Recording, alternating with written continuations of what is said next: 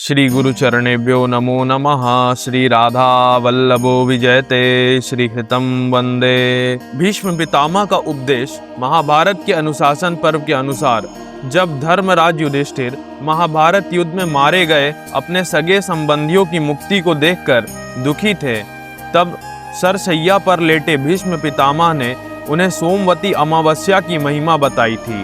भीष्म पितामह ने कहा था कि जो व्यक्ति इस दिन पवित्र नदियों में स्नान करके दान और पितरों का तर्पण करता है, उसे पितर तृप्त होकर सुख, समृद्धि और वंश वृद्धि का आशीर्वाद देते हैं। इस बार अमावस्या तिथि 14 जून 2026 को प्रातः 11:30 से प्रारंभ होकर 15 जून 2026 लगभग 9 बजे के आसपास समाप्त होगी। पर उदया तिथि से सोमवती अमावस्या का पुण्य काल 15 जून 2026 को मान्य होगा। देखो भक्तों, मैं जानता हूँ आप क्या सोच रहे हैं, भाई हमारे पास इतना समय कहाँ है, ना हम कठिन संस्कृत के श्लोक आते हैं, ना हमारे स्थान पर पूजा की वो भारी भरकम सामग्रियाँ मिलती हैं, और ना ही हमें कोई सच्चा पंडित मिलता है।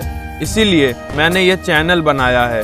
यहाँ कोई डर पैदा करने वाली ज्ञान नहीं मिलेगी, ना ही कोई महंगा कर्म कांड। हम आज बात करेंगे कि कैसे आप बेहद ही बिजी दिनचर्या में बिना एक भी रुपया खर्च किए शास्त्रों के अनुसार बिल्कुल सही तरीके से दिन का लाभ उठा सकते हैं। आगे की बिल्कुल सिंपल पूजन विधि जानने से पहले नीचे जो सब्सक्राइब और लाइक का बटन है ना, उसे दबा दीजिए। सिर्फ 5 सेकंड भी नहीं लगते भाई। अगर हम अपनी नई पीढ़ी को इस तरह से शास्त्रों का आसान और लॉजिक रूप नहीं दिखाएंगे तो आने वाले समय में सिर्फ वो डरावने और मुश्किल कर्मकांड बचेंगे जिन्हें हमारी जनरेशन कभी फॉलो नहीं करेगी। मैं भी आपकी तरह इसी नई जनरेशन का हिस्सा हूँ। समय का अभाव समझता हूँ। सच तो यह है कि शास्त्रों में चीजें बहुत आसान लिखी हैं, पर मार्केट में व्यापार चलाने के लिए उन्हें जानबूझकर कॉम्प्लिकेटेड बनाया जाता है। तो चलिए इसे सिंप्लीफाई करते हैं।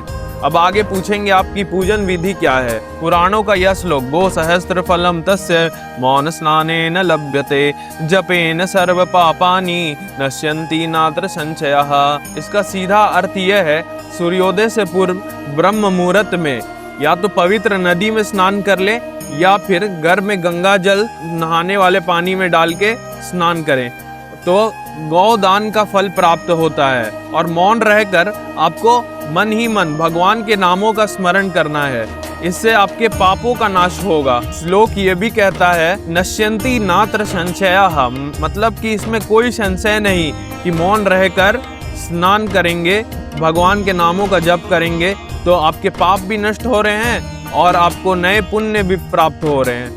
99% लोग अब ये दूसरे नियम पे गलती करेंगे। इस दिन पीपल के वृक्ष को प्रणाम करके 108 परिक्रमा करने का विधान है। तो लोग गलती कहाँ करेंगे? आपको मौन होकर भगवान का स्मरण करते हुए परिक्रमा करना है। मन ही मन अपनी मनोकामना, अपने परिवार की सुख समृद्धि और अपने पितरों के कल्याण की कामना करनी है। इसमें आपको विशेष यह सावधानी रखनी है कि सूर्योदय से सूर्यास्त के बीच में ही पीपल का स्पर्श करें। सूर्योदय से पहले और सूर्यास्त के बाद पीपल का स्पर्श करना निषेध है, क्योंकि उसमें फिर दरिद्रता देवी का वास हो जाता है। तीसरा नियम आपको इस दिन ये करना है कि महादेव या शिवालय पर भगवान को जल या दूध अर्पण करें, क्योंकि यह सोमवती अमावस्या है और अमावस्या पितरों का तिथि है और सोमवार महादेव की तिथि है। तो इस दिन परिवार में सुख शांति और पितरों की तृप्ति की प्रार्थना करते हुए महादेव का पूजन अवश्य करें। अब आते हैं सबसे बड़े दर पर, पितृ तर्पण। अगर मैं आपको पारंपरिक नियम बताऊं तो आधे लोग वीडियो यहीं छोड़ देंगे, क्योंकि आज के समय में ना तो कुशा घास मिलती है, ना काले तिल हर वक्त घर में होते हैं। पर हमारा काम आपकी लाइफ को आसान बनाना है, डराना नहीं। अब आते हैं हम आपके सबसे बड़े संशय या डर पर, पितृ तर्पण। देखो, मैं कर्म कांड के नियम बताऊं तो कोई करेगा भी नहीं, ना ही पवित्र वस्तु मिलेंगी, ब्राह्मण लाना पड़ेगा और इतना टाइम होता नहीं। बट हमारा काम आपका काम आसान करना है। आप जाने या ना, जब आप जल से तर्पण करते हैं तो सकारात्मक ऊर्जा और पुण्य बनता है, जिससे भगवान वासुदेव को अर्पण किया जाता है। मंत्रों के द्वारा पंडित इसे भगवान के श्री चरणों में अर्पित करते हैं और कहते हैं, भगवान से प्रार्थना करते हैं कि वो जल वो पुण्य आपके पितरों को प्राप्त हो और उससे उनकी तृप्ति हो। तो सरल तरीके से यह विधि आप अपनाएं। पवित्र आसन पर बैठे, हाथ में थोड़ा जल लेके भगवान के सामने बैठकर संकल्प ले कि मैं इतनी देर कीर्तन या इतनी संख्या में नाम जप का संकल्प ले रहा हूँ, जिससे भगवान वासुदेव श्री कृष्ण तृप्त हो और मेरे पितरों का उद्धार करें,